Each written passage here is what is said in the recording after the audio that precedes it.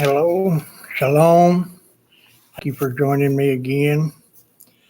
Tonight is going to be part two of Is the United States in Prophecy?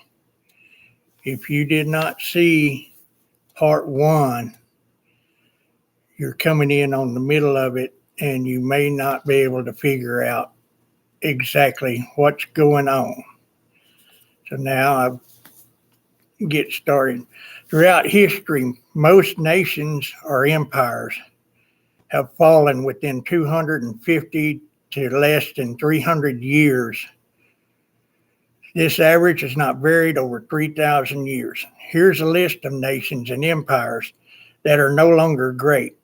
They are still around, but not as great as they once were on the world scene. The Persian Empire today is just a shell of its past.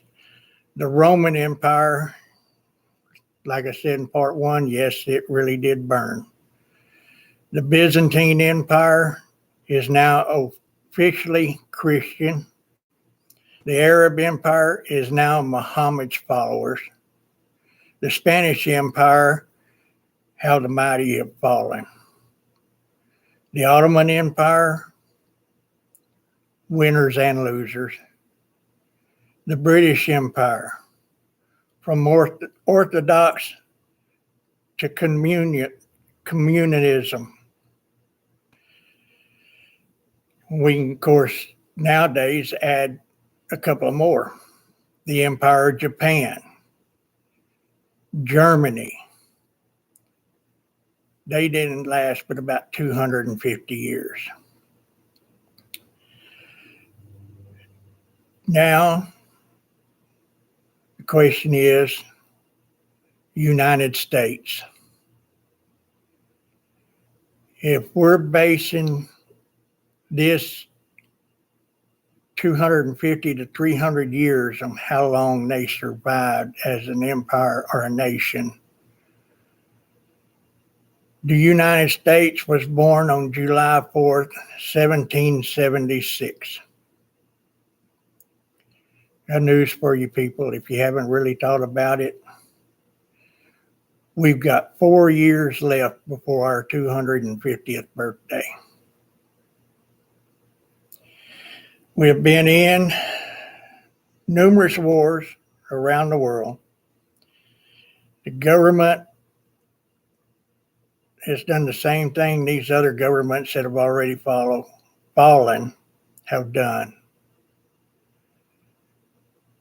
The decline of these nations was brought about by failure to heed to Yahweh's commandments and statutes, failure to remember the Father, failure to repent and turn from sinful ways, failure to obey the word and being unthankful for his mercies.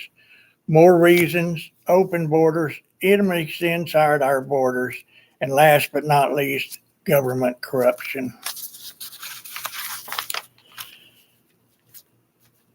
The sculptor who made the Statue of Liberty, aka pagan statue, was seeking commission to construct a giant statue of the goddess Ishtar. So therefore, as you can see, the Statue of Liberty is actually a statue of Ishtar, the Babylonian goddess of fertility, love, sex. Ishtar was considered the mother of prostitution. The Babylonian goddess of fertility. And that is why the prophets call her the whore of Babylon. Why do you think the United States, home of the greatest and most famous statue of Ishtar, provides 65% of pornographic movies and adult entertainment to the world? Is it through coincidence that this is the country where sexual liberation originated and spread to the rest of the world? It's not. It's just like the scriptures foretold. Revelations 18, verse 3, For all nations have drunk of the wine of her wrath and her fornication, and the kings of the earth have committed fornication with her, and the merchants of the earth are waxed rich through the abundance of her delicacies. The U.S. today has the most powerful economy and military controls worldwide commerce. It is proud and arrogant, has the most developed air force and space program, and is the envy of the world. But unfortunately, for every living American, it is Mystery Babylon, as stated in scriptures. Brothers and sisters, as you are about to see or hear in the next little bit, our fates are sealed. Jeremiah chapter 50, verse 3, for out of the north there comes up a nation against her, which shall make her hand desolate, and none shall dwell therein. They shall remove, they shall depart, both man and beast. In Isaiah 13, verse 5, they come from a far country, from the end of heaven, even Yahweh and the weapons of his indignation to destroy the whole land. Remember, in 1 hour, remember which country the prophet said would come from the north. This same country that Ezekiel said will lead a great alliance of nations to the borders of Israel. Now consider this. Russia alliance knows it can't destroy Israel as long as the United States is its closest ally. A couple of months ago, I saw a news broadcast telling about a worm virus in 10 of the 500 plus electrical grids across America. It only takes 9 of these grids to knock out all the power across the United States. If Putin decides to push the button, we have no power. That means our military will be running on generators. The prophets were told of this weapon. They called it the weapon of indignation. This weapon will take out our entire country, and defenses will be in vain. Jeremiah chapter 51, verse 53, though Babylon should mount up to heaven, and though she should fortify the height of her strength, yet from me shall spoilers come unto her, says Yahweh. After the attack, Babylon is left silent and in darkness. Isaiah chapter 47, verse 5, sit you silent and get you into darkness, O daughter of the Chaldeans, for you shall no more be called the Lady of Kingdoms. All 3 prophets tell of the fall of Babylon, the destruction of the United States of America as we know it. This is not the event that happened to ancient Babylon in the past. Scriptures have never foretold the fall of a state or a city in the way described by the prophets. And just like all other events accurately prophesied by scriptures, the 2 world wars, the rise and fall of communism, and the return of the Jewish people to their homeland, and so many others. Think tanks like the EMP Commission working for the Senate have warned how this is the greatest and maybe only real threat to America. Yet no administration has done anything to improve our odds. We are completely unprepared for what is coming. Every report put out says the same thing. This can wipe out 90% of Americans, and all it takes is just one nuclear warhead to be exploded above the U.S. and take us back to medieval times. This will definitely destroy society as we know it. This too is exactly as the scriptures predicted. Revelations chapter 18, verse 8. Therefore shall her plagues come in one day, death and mourning and fire. For strong is Yahweh, Father, who judges her. In Isaiah chapter 47, verse 9, but these 2 things shall come to you in a moment, in one day. The loss of children and the widowhood, they shall come upon you in their perfection, for multitude of your grocery sorceries and for the great abundance of your enchantments. No hospitals or pharmacies will be able to function. No running water, heat, or trash disposal. Diseases will run rampant. No cars or trucks. Store shelves will be empty. Desperate people will become looters, and there will be food riots. The streets will run with blood because of the lack of police. No law, no fire departments. There will be nothing but chaos and confusion. A complete collapse of everything we take for granted. As Jeremiah said in chapter 51, verses 63 through 62, and it shall be, when you have made an end of reading this book, that you shall bind a stone to it and cast it into the midst of the Euphrates. And you shall say, this shall Babylon sink, and shall not rise from the evil that I will bring upon her. And they shall be weary. Thus far are the words of Jeremiah. And this is starting to get the time of tribulation and sorrows. Matthew 24, verse 21. For then shall be great tribulation, such which was not since the beginning of the world to this time, no, nor ever shall. Jeremiah chapter 30, verse 7. Alas, for that day is great, so that none is like it. It is even the time of Jacob's trouble, but he shall be saved out of it. And yet the prophets know that there is still hope, according to Matthew. All those who listen to these words will believe and take action, the right action, will be saved. Matthew 24:24. For there shall be raised false messiahs and false prophecies, and shall show great signs and wonders, insomuch that if it were possible, they shall deceive the very elect. Again, I want to remind you, I am not a prophet, doomsday preacher, or anything else.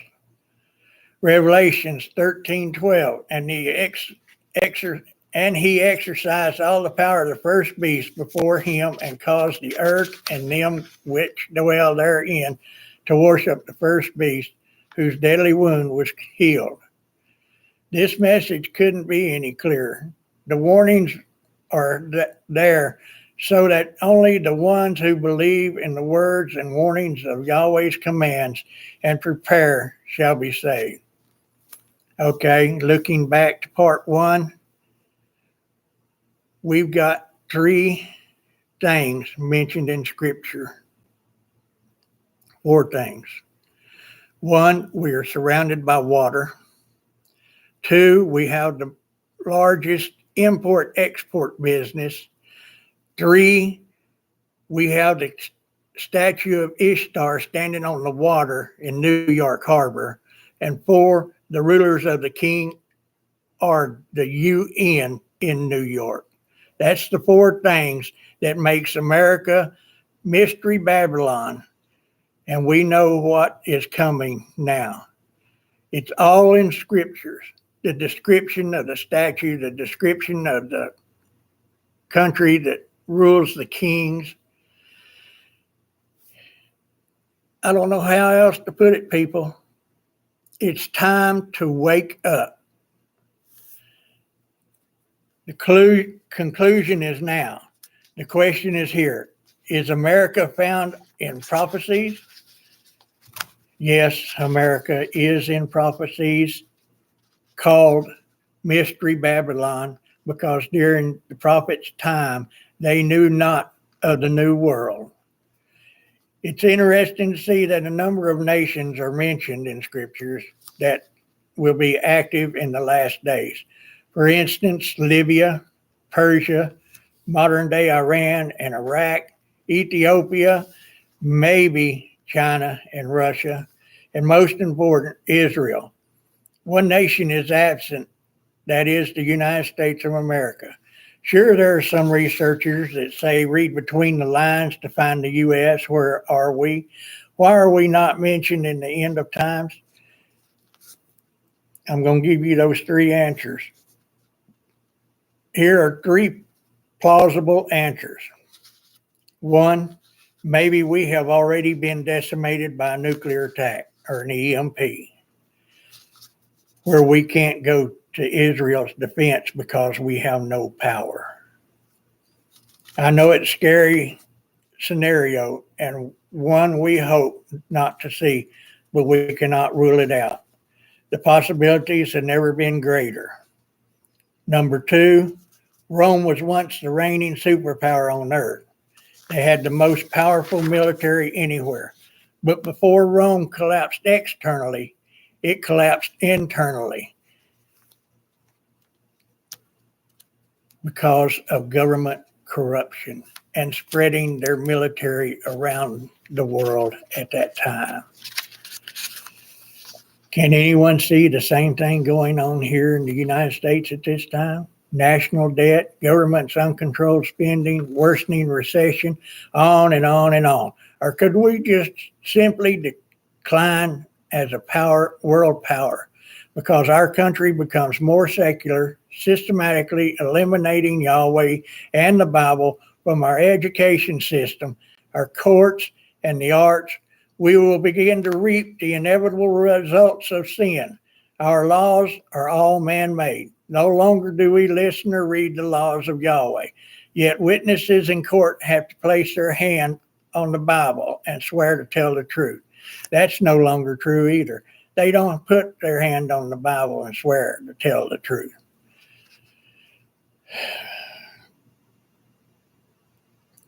People, we are rotting from the inside. Historian Will Durant pointed out that this once great nation will not destroy from the outside until it is fallen apart on the inside.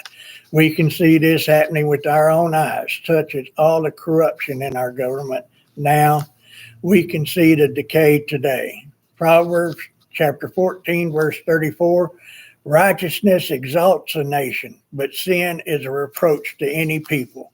If we forget Yahweh and his word and abandon all he has given us, then we will reap sin. We have already seen the breakdown in society, family, rampant crime, mass shootings and killing, and so many other problems have come from disobeying Yahweh's laws and statutes. We have succeeded in taking Yahweh out of schools and teaching the kids Islam instead. He has been taken out of our sporting events, out of public places, and out of our workplaces. Number three, the third possibility, which I find most hopeful, is a great revival takes place in America. Think about this. Let's say, for example, that 1/4 of all Americans are believers in Yeshua. That's Yahweh's son, the Messiah. This might mean that we would have about 78 million true believers in our country today. If a rapture took place now, do you think there would be an impact on the United States if 78 million people disappeared? If people in every level of government, the military, the economic sector, business, agriculture, medicine, communications disappeared from the face of the earth, it would have such a crippling effect on this infrastructure, it could cause the entire world to shift.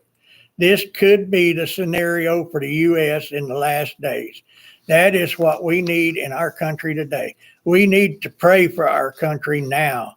Yahweh wants the prayers to come from those believers of the same scriptures and laws, not a mixed interfaith prayer circle calling on their various gods from the Bible or Quran.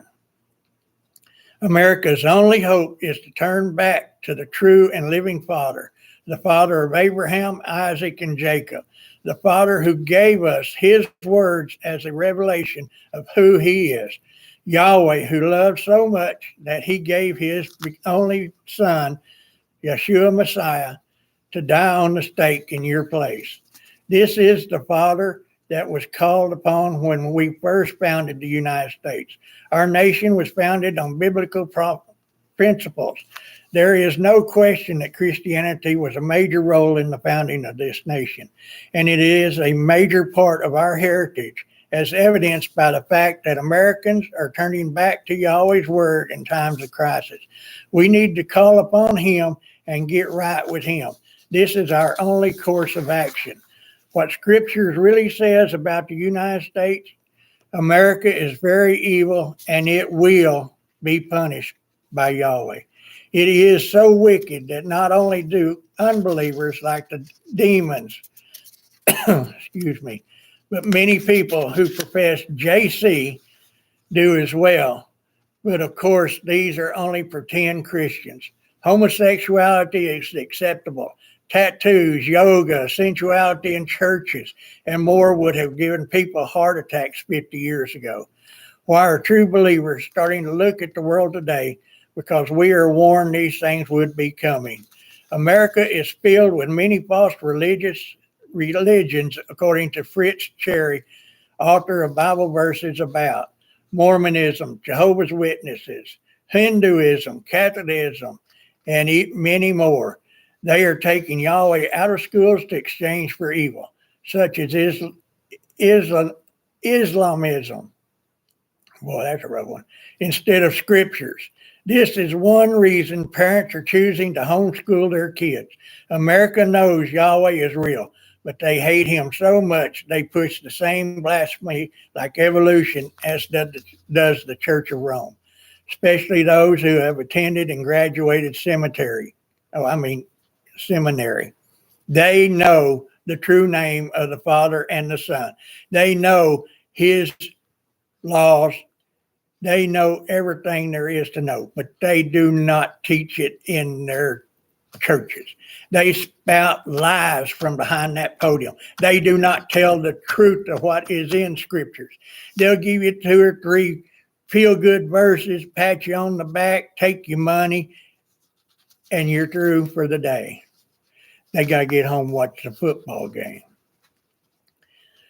They know the true name.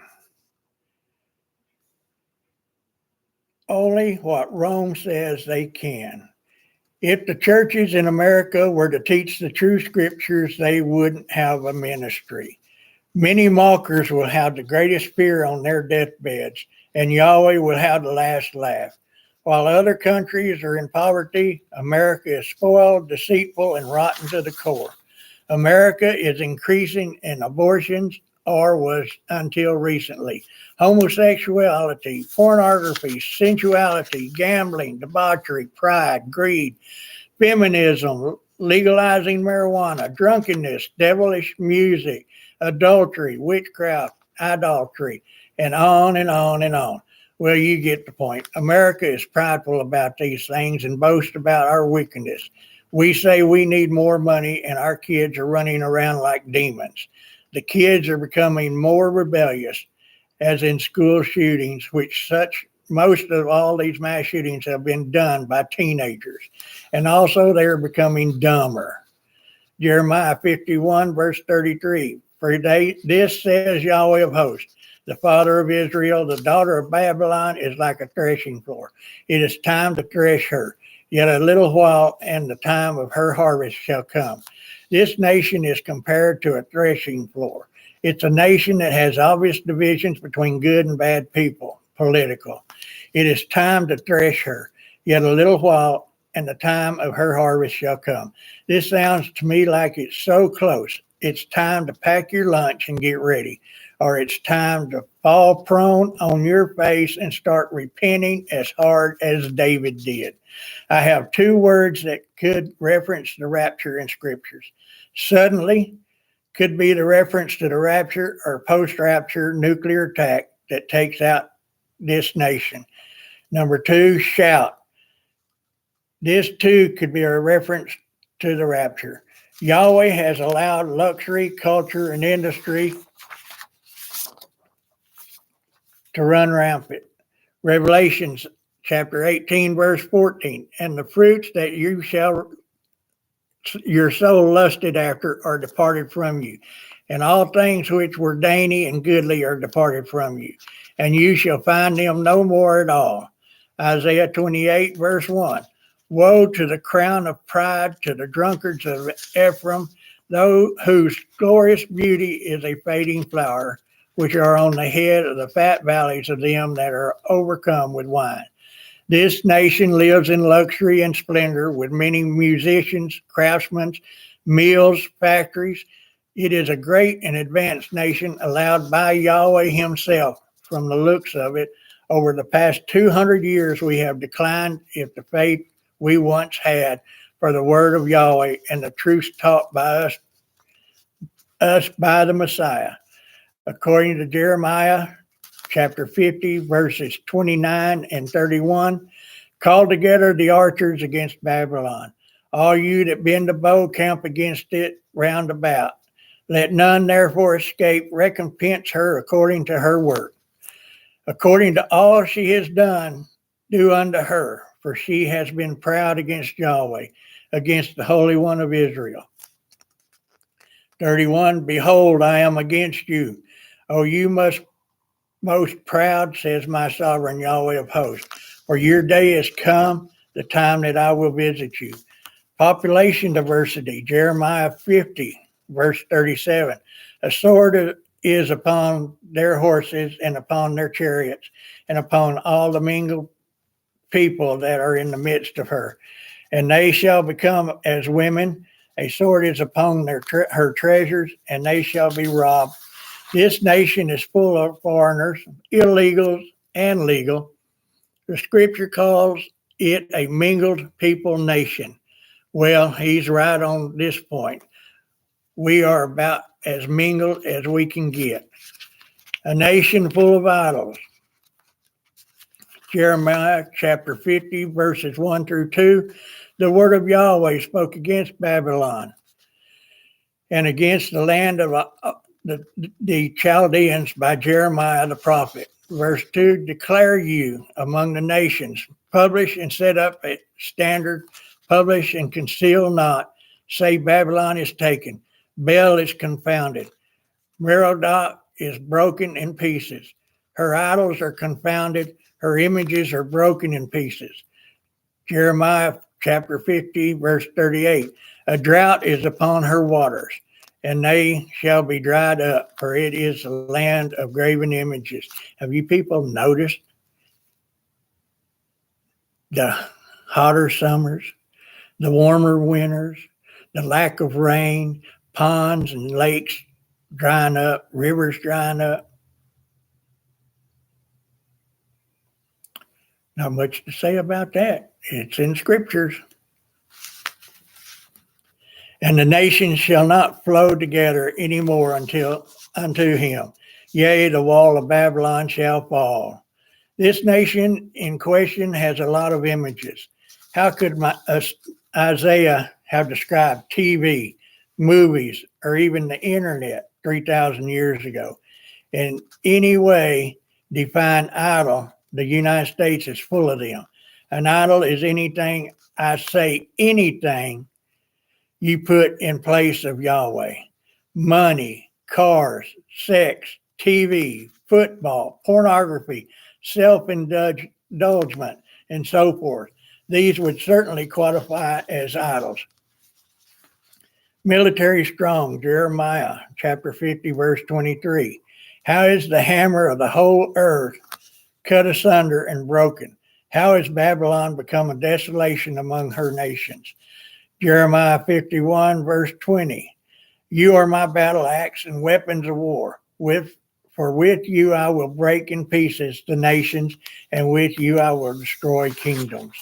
We, America, is the hammer of the earth. We have bases around the world. The problem I see with that is we are fighting a war that we are not destined to win.